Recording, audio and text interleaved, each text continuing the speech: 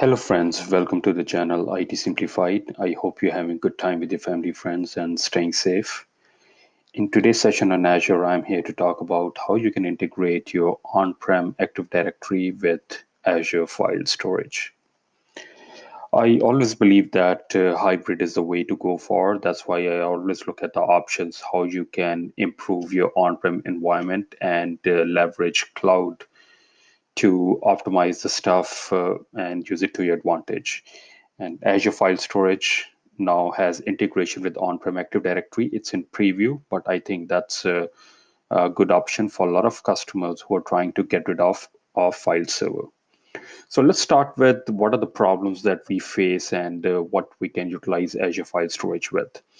So we all know that on-prem we have file server, and there is always a need of uh, increasing the storage capacity and all that sort of stuff. So anybody who deals with the data center, they are all familiar with this. And we generally don't get rid of the data that we are not accessing, right? You need specific tools for that. Now that's a separate discussion how we can do that. But generally, there is always a need for increasing the storage on these file server, maybe add multiple file server to build the redundancies and all that sort of stuff. So what we can do, the cloud, and how we can utilize cloud to improve this kind of situation. Now, if you're familiar with Azure has different kind of storage. They have blob storage, they have page blob, table, queue, and file storage is one of them. Now, till now, you can only use file storage with, in case you want to apply access control list or you want to give an NTFS kind of permission. You either need to have an Azure AD domain services, which is another PaaS service within Microsoft Azure, but there was no direct integration with the on-prem Active Directory. Now with file storage, as I said that it's in preview, you can utilize on-prem Active Directory. You can link your storage account that you create within Azure, and it will be like an object within on-prem domain, though it's going to be like offline. But what it allows you to do is it allows you to get rid of your file server which are on-prem and utilize file storage to give access to the share. So say for example, this customer has on-prem domain, say techdatacanada.com, and I create a storage account with the name FSA101. In this, I have a share called FS101.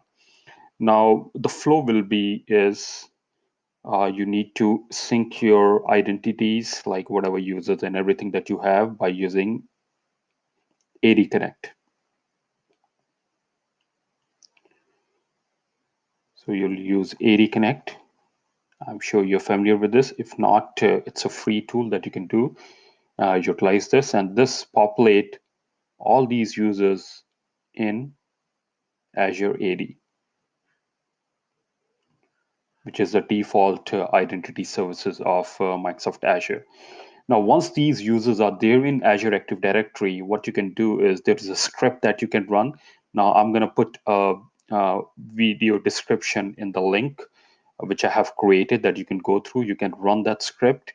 And what that will do is that will link your storage account that you have created with your on-prem Active Directory, right? So think of this file server has been moved from on-prem to the cloud, and this storage account has been linked to your on-prem Windows Active Directory, and now you can apply access control. Depending upon the user requirement, you can have NTFS permission, right? You can give like SMB, they can access it via over the SMB. You can give them contributor role. So basically he can read, write, modify. You can give them reader role. You can give them also elevated contributor role. So all those things you can configure to give you much more granular level of control for the users which was not there before, right? So just want to show you, if I go to my Azure portal and go to the storage account,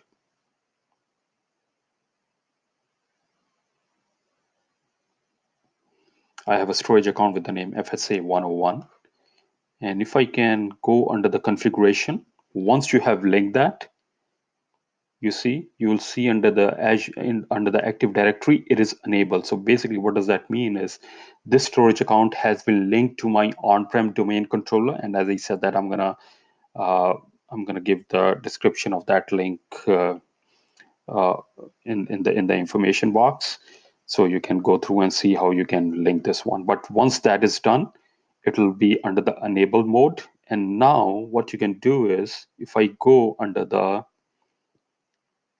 file shares, under file service, I have this share with the name FS101, and I have this share. If I go under the access control, I can go under the roles, and if I scroll down, you see I have storage file data SMB share contributor. I have elevated contributor. I have storage file data SMB share reader. Now these things were not there before.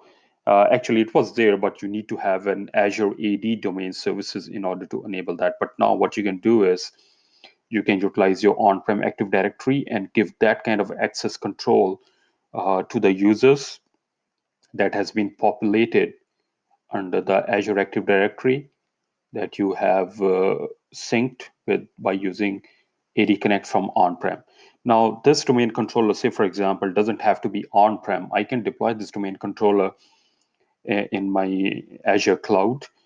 So there are different approaches I can take if I need to do, like Kerberos authentication, which this will allow me to do.